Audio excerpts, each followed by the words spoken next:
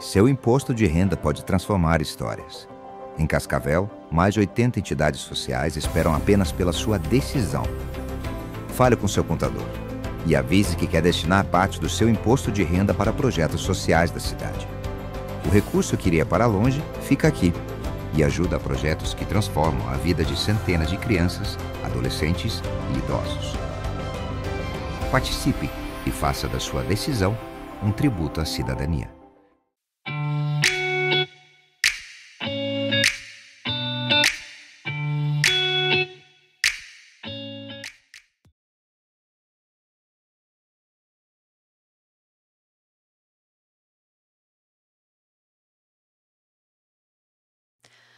Olá, seja bem-vindo ao GCast Saúde, seu programa semanal de saúde. Então você já sabe, né? Se inscreve aí no canal, aciona o sininho das notificações, deixa aí suas sugestões, seus comentários, porque o GCast é feito para você e por você. Então traz os temas aí que você gostaria que a gente trouxesse aqui no GCast. E hoje a gente vai falar sobre infertilidade e oncologia da mulher. A gente está dedicando essa semana aí à saúde da mulher mesmo, às mães, né? Um mês dedicado às mães, por causa do Dia das Mães. A gente falou esses dias sobre o Maio Furta-Cor e hoje a gente vai falar, vamos continuar um pouquinho em cima desse tema aí da gestação ou do planejamento para se ter um bebê. E às vezes não sai bem como a gente gostaria, como planeja.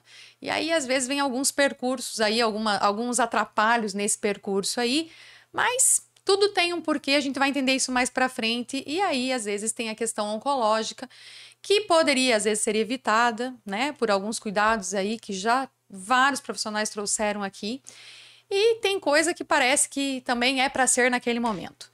E para isso, eu estou aqui com a doutora Tariane, que já esteve aqui conosco, que é oncologista no CEONC, e ela vai nos ajudar com essa temática. Tudo bem, doutora? Olá, tudo bom? Muito obrigada por mais um GCast aqui com vocês, pela oportunidade. E esse é um tema muito nobre, sabe? Porque a gente está vendo com o envelhecimento da população que há um aumento da neoplasia, mas a antecipação. Então, cada vez mais neoplasias numa idade jovem. E às vezes, como planeja-se um filho mais tarde, quando conclui um ciclo de trabalho, um ciclo de faculdade, de universidade. E às vezes é tarde. Entende?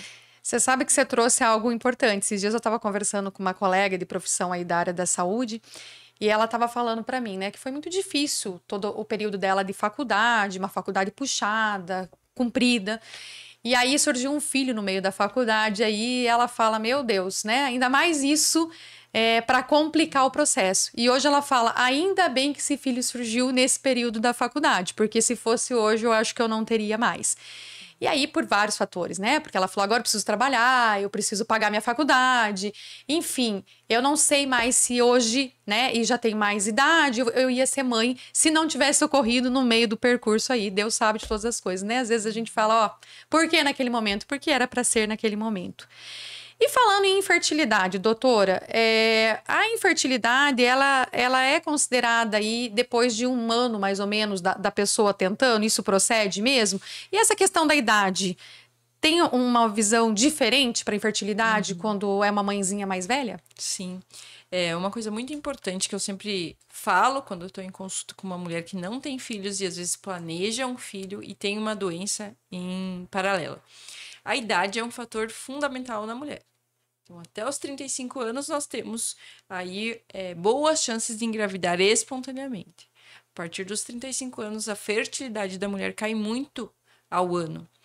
E se você tem essa organização e quer aí planejar um filho, tem vontade de ser mãe, quer planejar um filho, mas está numa idade próxima dos 35 anos e não consegue inserir uma gestação, eu recomendo fortemente a congelação de embrião ou de óvulos, para a gente poder ter uma reserva técnica de óvulo bom, de boa qualidade. Porque cai a fertilidade, porque começa a qualidade do óvulo ou do embrião ser muito ruim. Né? Não é nem o útero, é a qualidade do óvulo. E na minha área, a gente tem tem que tocar nesse assunto, principalmente quando envolve terapias além da cirurgia. Lesões, não é só no ovário que a gente tem lesões na oncologia, mas tem lesões no útero, na trompa, no colo do útero, tá? Que prejudicam ou impossibilitam a mulher de uma gestação, às vezes, espontânea. Então, é um assunto muito nobre e que deve ser sempre cogitado na consulta do especialista. Quando envolve quimioterapia, radioterapia, principalmente da região pélvica, há uma ideia de ou transpor esse ovário, ou de transpor o útero, ou de transpor os dois, ou até mesmo dessa congelação de embrião e a mulher não gestar, mas ela vai ser mãe com uma barriga de doação, algum útero de substituição que a gente fala hoje. Olha que interessante isso, né? Às vezes tem tantas mulheres aí jovens que são detectadas com algum tipo de câncer e acham que, nossa, agora nunca mais, eu tinha um sonho de ser mãe e agora nunca mais, por causa dessa doença, eu vou ser mãe. E tem possibilidade, tem chance disso. Por isso é importante você estar conversando com pessoas certas, né, com o médico certo, para saber o que pode ser feito para ajudar você. Quando você tem um diagnóstico de um câncer, parece que o mundo acaba, né? E a gente já tem visto aqui vários profissionais falando, né, que é sim uma doença grave, mas que não é o mundo acaba. É uma nova forma de você ver o mundo aí e tendo um bom profissional te acompanhando, ele vai te ajudar nessa questão. E aí, então, depois dos 35 anos, vai ficando um pouco mais difícil. A doutora já falou aqui que às vezes até pela qualidade dos óvulos, né? E aí, às vezes, 6 meses você tentando ficar grávida e não conseguindo, já é hora, às vezes, de procurar um médico acima de 35 anos e 1 ano aí, em via de regra, é isso, né, doutora? Quando tem aí 18, 19, 20, 22, que não tá conseguindo também, é a hora de procurar um médico. E lembrando que a questão da infertilidade não está ligada só à mulher, correto, doutora? Corretíssimo.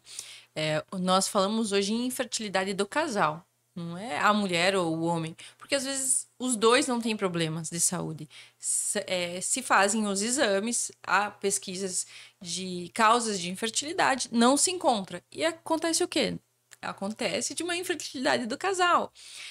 Às vezes uma parte da imunidade, um combate, ou enzimas que não propiciam o encontro do óvulo, ou ao encontro e não há a capacidade dele se nidar.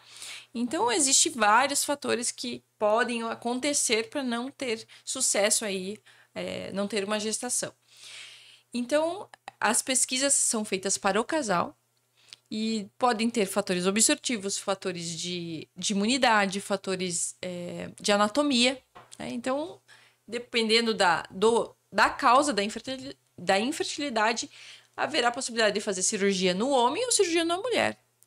Às vezes até essa questão, a parte hormonal, sim, mas também até essa questão, às vezes, da alteração da quantidade de esperma, né? Eu estava lendo outro dia que até essa questão das DSTs, que é algo que pode ir lá para frente. Às vezes a pessoa teve uma DST aí, um homem teve uma DST, ou a mulher, mas aqui eu tô falando um pouquinho do homem mesmo, teve uma DST quando era muito jovem, com 17, com 18 anos, mas tratei aquela verruga que apareceu ali e depois, pronto, nunca mais me incomodou com isso, então para que usar preservativo? DST aí a gente trata e acabou.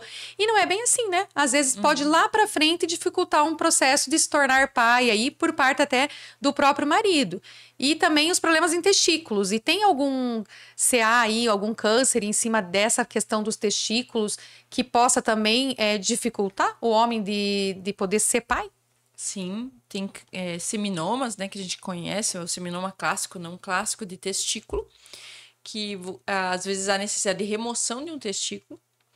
E mesmo a quimioterapia utilizada para esse câncer de testículo, ele pode ser tóxico e repercutir. Mas no homem, a repercussão das químios é um pouco menor que na mulher.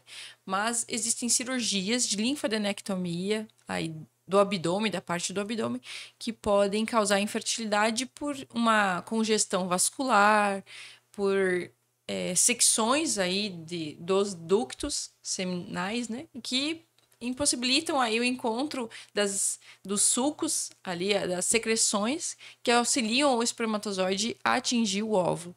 Então, tem que ser bem estudado, analisado o que aconteceu né? Por isso, uma anamnese do casal é importante. Se fez algum tipo de tratamento que possa ter repercussão na produção e qualidade dos espermatozoides.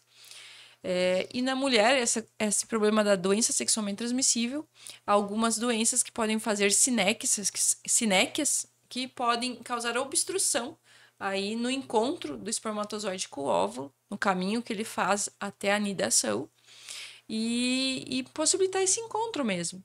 E há um exame que é bem doloroso, que utiliza contraste, que é a histerosalpingografia, que é o exame mais clássico para se visualizar se há algum fator obstrutivo nas trompas, tá?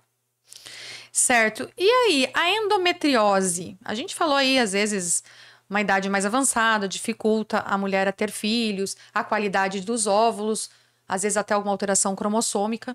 Mas, assim, a endometriose, que é tão famosa aí, é algo que realmente pode causar infertilidade? Sim, a endometriose é um vilão aí para a gente na oncologia também, não só na infertilidade. Ela causa um ambiente muito inflamatório. E esse ambiente se torna hostil. Essas enzimas produzidas, né, esse cenário de inflamação, ele impede esse encontro, impede a migração do óvulo para o local correto e até mesmo a força do espermatozoide de encontrar ali, a capacidade do espermatozoide de encontrar o óvulo mesmo se encontrando os dois, mesmo no mesmo local, dele perfurar fazer a fecundação. Isso, do óvulo. Então, assim, além de ser esse ambiente inflamatório, ele causa alteração, às vezes, anatômica também, tá? A endometriose no ovário se chama endometrioma e se faz, muitas vezes, necessário a cirurgia desse ovário. Quando a gente pode, sempre que nós podemos, a preservação de tecido ovariano, ela é fundamental, não só para a causa de infertilidade, mas para a saúde feminina. E em boas mãos, tem que saber com quem você está, se tem expertise com tratamento de endometriose, porque ela pode se estender além da pelve, ela pode estar acima, e endometrioses em diafragma, em cúpula. Então, a cirurgia não é, às vezes, só ali da pelve, é de ambiente abdominal. Então, é importante uma boa vivência no tratamento da endometriose. E, às vezes, a necessidade também de um bloqueio hormonal para melhora desse cenário pós-operatório. Então, falando em hormônio, às vezes a causa de infertilidade também pode ser de uso hormonal no homem. Então, lembrando disso, que agora está bem na moda, né? Essa reposição, essa... Testosterona comendo solto. Esse aumento da virilidade só foi um gancho para a gente não esquecer, né? Porque às vezes não tem nada, mas há um uso... excessivo externo, e errado, né? Errado, isso, que causa a azoospermia, a não produção de espermatozoide mais, uma atrofia testicular importante. Então, isso é verdadeiro, né? A gente já teve conversando a respeito aqui de implantes e a respeito de reposição hormonal com a doutora Lucila, que teve aqui. E a gente falou, né? Que tem que ser bem orientado. Se você quer fazer uso de algum hormônio, em alguns momentos é necessário. E se você quer, seja mesmo por fins estéticos, mas assim, procura um médico, acompanha, vê o que é possível, porque às vezes uma coisa assim momentânea da adolescência, que é legal, que é bonito, vai te comprometer a tua vida lá pra frente, lá com a pessoa às vezes que você faz planos de ter um relacionamento mais sério, de ter filhos, né? Porque isso sempre tá na conversa aí do casal. Além disso, gente, que a gente aqui já falou 1000 vezes aqui, né? Mas obesidade seria um fator de risco para infertilidade, tabagismo, que a gente já falou aqui 1000 vezes, né? O álcool, drogas. Então, assim, tem que cuidar mesmo, porque esses hábitos de vida aí, e como a doutora colocou aqui, já a gente falou dos hormônios aqui, mas são hábitos de vida que a gente precisa realmente mudar a chavinha aí e adotar hábitos saudáveis. E o tratamento de infertilidade é só o FIV? É FIV, né? Que é o in vitro ou tem outros tratamentos aí, doutora? Tem bastante recurso hoje, tá? A FIV, a fertilização in vitro, é uma das formas, uma das modalidades de tratamento de infertilidade, mas temos, por exemplo, a seleção de espermatozoides ali em loco, in natura, e se faz um controle de ovulação e se insere esses espermatozoides de melhor qualidade diretamente na cavidade uterina, que às vezes é um problema de migração desses espermatozoides, né? E esse direcionamento de qualidades, selecionar os melhores espermatozoides, mas associando com o dia fértil, a gente tem também um grande potencial de sucesso na germinação, na gestação. Isso é cirúrgico? Isso é no ambulatório. Ah, é um procedimento. Isso é um procedimento ambulatório. Não necessariamente em centro cirúrgico. Isso, é uma seleção ali, a fresco mesmo, então é tudo na hora, sincronizado, se avalia a ovulação da mulher com ecografia. Isso numa clínica de reprodução. Né? Eu não faço isso, eu sou oncologista, mas a gente tem que orientar corretamente os pacientes. Outra possibilidade é a congelação de óvulo ou ovodoação, se a mulher não tem óvulos, vocês vai num centro que tenha essa política de ovodoação, se seleciona com perfil biológico, que se queira, enfim, nessa anamnese, e pega o espermatozoide do marido, ou ao contrário, tem o óvulo e se solicita uma doação de espermatozoide dentro de um perfil. Então, há um cenário também de você fazer a FIV num útero de substituição. Eu não tenho útero, mas tenho óvulos congelados ou embriões congelados. Tá? Então, existem aí algumas possibilidades de tentar um sucesso. Outra possibilidade é congelação do tecido ovariano. Tá? Não deu tempo de ciclar, fazer um ciclo hormonal para captação de óvulos. E eu tenho que fazer a cirurgia correndo. Então, a gente pode separar um tecido ovariano e esse tecido se criopreservar para tentativa de captação de óvulos no futuro. Então, tem tratamentos também cirúrgicos, por exemplo, às vezes uma endometriose tem que fazer uma uma cirurgia, né? E medicamentoso, tem algum tratamento medicamentoso ou aí não? Além de mudança de estilo de vida, que às vezes não tem nada, como você disse, é o casal que tem que ser avaliado, mas às vezes os hábitos de vida do casal também é bem ruim, né? Existem nutricionistas já especializados numa dieta antioxidante, principalmente para endometriose. Então, a gente precisa da equipe multidisciplinar ajudando o casal. O hábito de vida tem que ser mudado, o sedentarismo tem que ser deixado de lado. Isso tudo para propiciar melhores condições aí da gente conseguir o sucesso na fertilidade. Lembrando que estresse é um fator que a gente tem que citar aqui, porque o estresse crônico nem no ambiente, não mamífero, né? Se não mamífero, não humano. Vamos lá, pegar um casal de... Aqui que a gente tem muito cenário bovino, né? Se está estressado, se está sem alimento, como que essa vaca vai poder parir ou gestar? Entende? Vamos para um cenário agora nosso. Temos que se alimentar corretamente, temos que deixar cigarro de lado. E uma dieta antioxidante pode facilitar a fertilidade. Irá favorecer aí mais sucessos. E na endometriose, um dos tratamentos também é a dieta. Uma dieta com menos antioxidante, né? Liberando menos radicais livres. A cirurgia da endometriose propicia muito, às vezes só precisa da cirurgia, tirar desse ambiente inflamatório e organizando esses detalhes para otimizar o sucesso na fertilidade, né? E também na duração da gestação, porque às vezes consegue um beta-HCG positivo, mas não persiste essa gestação por fatores hostis ali da pelve. Outra coisa, então assim, retirando os focos de endometriose, facilitando essa trompa que está desorganizada, ou também a gente vê se essa trompa ela tem possibilidade de conduzir o óvulo. A cirurgia ou a videolaparoscopia ela é essencial nesse casal que não está tendo sucesso. Certo, doutora. E agora vamos falar um pouquinho de câncer, bem em específico. Não que o que a gente falou aqui não leve, né, até quadros aí de câncer. Você já esteve aqui conosco, já falou que o câncer de mama é um dos principais cânceres aí que tem na mulher. Que outros cânceres, assim, ou que a gente tem que prestar atenção, né? No câncer de mama, a gente já falou aqui da questão do autoexame, na questão das mamografias, né? Os preventivos, que não, aí já entra meio ali o de colo de útero, mas enfim. A gente falou, às vezes, alguma secreção, que você aperta ali no mamilo, sai alguma secreção, alguma coisa assim, são os nódulozinhos que você palpa, que são alertas.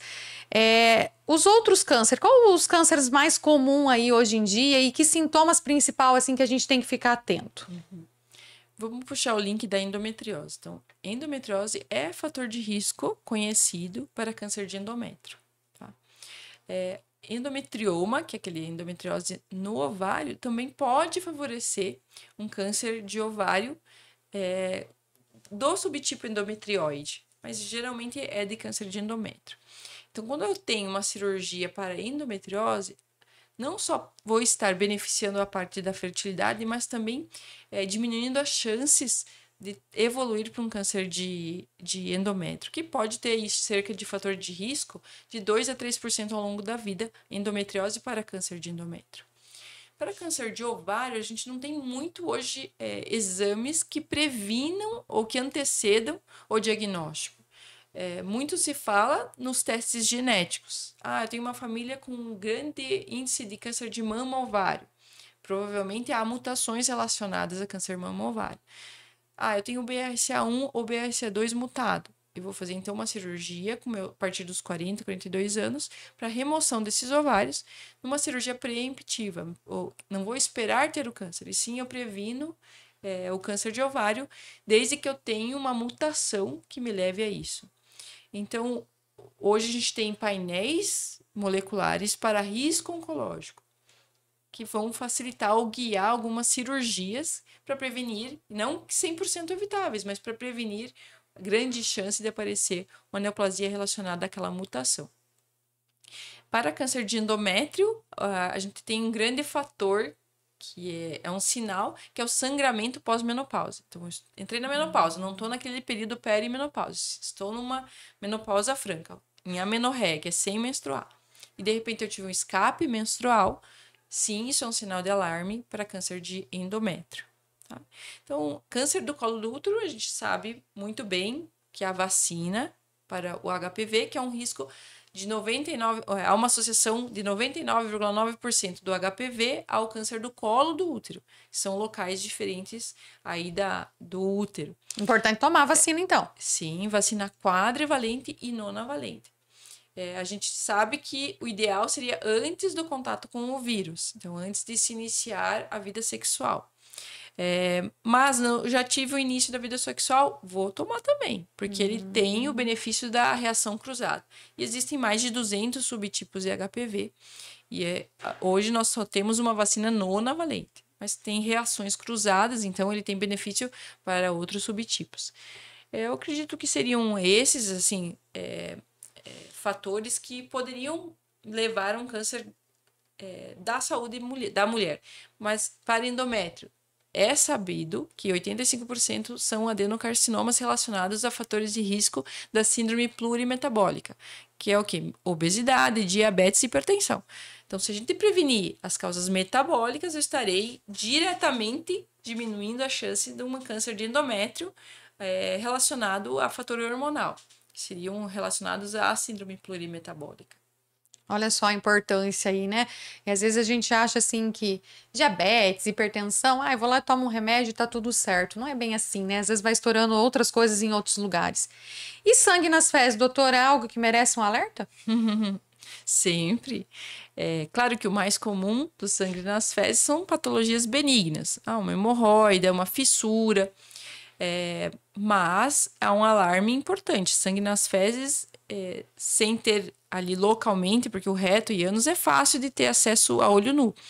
Mas tem sangue oculto nas fezes, é interessante fazer um exame endoscópico, que seria a colonoscopia. Essa colonoscopia, ela é indicada a partir dos 45 anos. Salvo algumas orientações quando eu tenho cânceres muito jovens na família. Eu tive um tio com 35 anos com câncer de intestino. Então, 10 anos antes eu vou procurar fazer esse exame. tá? Certo. E às vezes a endometriose tem relação com esse sangue nas fezes ou não? Por causa daqueles pólipos, que é meio que parece que é uma extensão da endometriose ou não? Há casos de endometriose mais avançada, profunda ou extensa, que ela pode ser transmural, ela pode atravessar o aparelho do intestino e causar estreitamentos, sangramentos, irritação. Várias pessoas vêm me procurar por cânceres estreitamentos e, na verdade, é um tumor extrínseco. Não só endometriose, pode ser um tumor de ovário que está causando essa obstrução ou... Esses dias eu até postei que veio como suboclusão. A paciente tinha um anátomo de câncer de reto. Eu olhei aquele abdômen e falei, não é um câncer de endométrio. E eu pensei, vou fazer só a colostomia? Não, vou fazer a mediana e vamos procurar a causa. E era um câncer de ovário com infiltração da parede do reto. Por isso que o exame de imagem também auxilia no planejamento terapêutico oncológico, enfim, ou cirúrgico. E na oncologia tem isso às vezes, né? A pessoa tá com câncer num determinado local, você vai lá, planeja uma cirurgia, e às vezes quando você abre e vê ali, tem mais coisa, né? Tanto que às vezes a pessoa fala, eu tinha um câncer no intestino e fui lá e de repente a médica tirou meu rim também. Né? Umas coisas assim meio, assim, não, mas porque ele falou que já estava atrofiado, estava completamente comprometido, e como você vive com um rim, né? O outro rim estava fazendo função. E aí tem coisas que eu acho que meio que se mistura, né? Aquele inchaço, às vezes eu acho que talvez não é só de um câncer renal, por exemplo, talvez essa circulação ruim acaba provocando edema. E aí a questão da perca do apetite também, que é algo às vezes que só relaciono com um câncer de estômago, por exemplo. Essa perca de apetite, esse emagrecimento, ele é característico de vários tipos de câncer, não é? Sim. A neoplasia, ela cursa com liberação de citocinas que são anorexígenas e consomem muito. O próprio tumor também consome muita energia. Então, além de estar consumindo muita energia, está liberando citocinas que me fazem ter saciedade precoce, ou não ter o apetite, a voracidade. Então, é uma união. Eu tenho um tumor que ele está ávido por glicose, né? Com metabolismo muito grande, cheio de vasos ali né? É isso que é o racional para ele aumentar de tamanho, liberando citocinas que diminuem o apetite. Então, há um consumo muito grande, e por isso que a pessoa vai emagrecendo sem explicação. E às vezes até comendo, ela está mantendo o apetite dela, mas ela está consumindo demais. A gente pode ter esses cenários e o emagrecimento é sim um sinal de alarme. E quando eu tenho muita tosse persistente, quando eu sinto um pouco de falta de ar, aquele cansaço, isso significa que SCA já está no meu pulmão ou outros tipos de câncer também podem ocasionar isso ou outras patologias? A gente sabe que também não é, a gente tá falando do câncer aqui, porque a gente está falando num quadro às vezes que o paciente já operou, já teve um tipo de câncer, às vezes até as próprias metástases. Esses sintomas mais respiratórios, eles estão relacionados 100% com câncer de pulmão? Não. Existem outras estruturas mediastinais, né? Porque o tórax, o pulmão, está no mediastino. Tem o mediastino anterior, posterior e médio. E algumas neoplasias que elas podem surgir em linfonodos ali do mediastino. Tumor de testículo, como a gente citou aqui sobre uma causa de infertilidade, ele pode abrir o caso com uma grande massa mediastinal. E pode estar obstruindo o nervo da voz, ou estar obstruindo, ou está comprimindo a carina, por exemplo, e provocar essa tosse ou essa irritação, esse pigarro, ou até mesmo um sangramento pelo catarro. Então, assim, hoje a gente tem muito recurso de imagem e favorece a suspeição clínica de alguma patologia. Existe sim câncer de pulmão, que é o segundo mais comum no homem, que tem que levar um sintoma de alarme. Tosse crônica, hemoptise, que é o catarro com sangue, ou a perda de voz também, ou alteração da voz, são sinais de alarme para câncer de pulmão. Mas podem ser por compressão também, teratomas, tumores embrionários que podem abrir o caso com uma massa mediastinal. Outra coisa que são as síndromes paraneoplásicas. O tumor está em um lugar, por exemplo, câncer de pulmão é um dos cânceres que mais fazem síndrome paraneoplásica. Que tem um rash cutâneo. E a pessoa não entende, eu tô cheio, parece que eu tô com alergia, e trata a alergia. E na verdade não, é um câncer de pulmão que está liberando enzimas que estão causando esse rash cutâneo. E às vezes, por isso que um bom especialista, ele tem esse faro. Opa, será que é só uma alergia? Ou é um sinal que o corpo está dando? Um sinal de alarme que o corpo está dando? Bom, a nível de tratamento, a gente já falou aqui que tem tratamentos cirúrgicos, quimioterapia, radioterapia, terapias hormonais, biológicas aí, que o câncer, ele também tem que ser bem avaliado e avaliado qual o melhor tratamento para o paciente, né? Mas lembrando sempre, gente, que a alimentação equilibrada, como a doutora já falou aqui, atividade física, parar de fumar. Gente, cigarro, indiferente de qual na verdade é algo que só é ruim para você, né? Indiferente se é eletrônicos, indiferente do que né? O álcool, tem que diminuir o álcool, né? Eu acho que uma tacinha de vinho de vez em quando não vai ser o problema, mas assim, tem que diminuir esse álcool. A vacina do HPV, preventivos, como a doutora já falou aqui, é algo que a gente já teve aqui um outro onco que falou para nós que depois que teve os preventivos, reduziu muito o câncer de colo de útero, porque realmente as pessoas estavam procurando achar os problemas aí previamente, né? Então, realmente, a prevenção ainda continua sendo a melhor arma para isso. E lembra aí que tem acupuntura para te ajudar também a tratar os efeitos colaterais aí, a melhorar tua saúde mental, porque a cabeça a gente influencia muito aí no tratamento. Acho que a doutora depois pode finalizar até falando um pouquinho para nós essa questão da saúde mental aí, qual o percentual que ela interfere na sua melhora aí, né, de um caso de oncologia ou até de infertilidade, que é um tema que a gente trouxe aqui. A acupuntura também te ajuda nessa parte aí da infertilidade, né? Então, assim, principalmente quando essas causas, igual a doutora falou, do casal, né? E às vezes a pessoa também tá muito ansiosa emocionalmente, achando que porque resolveu que vai engravidar, deu 3 meses, não engravidei, e aí já fica com aquilo como se fosse, né? Já descartou causas físicas. Então, a acupuntura também te ajuda aí nessa questão da infertilidade. Doutora, eu gostaria de te agradecer, que você deixasse o teu contato aí para o pessoal que gostaria de fazer algumas perguntas ou entrar em contato com você. E eu gostaria que você falasse para finalizar, fizesse suas considerações finais, mas falasse um pouquinho para a gente aí qual que é o que é o emocional, qual o percentual que o emocional aí tem em relação à recuperação de um paciente aí de oncologia. O imediatismo hoje, ele é muito ruim, porque a gente quer o imediato. Ah, não engravidei em 3 meses. Ou tenho um câncer, vou precisar tratar o câncer por 6 meses.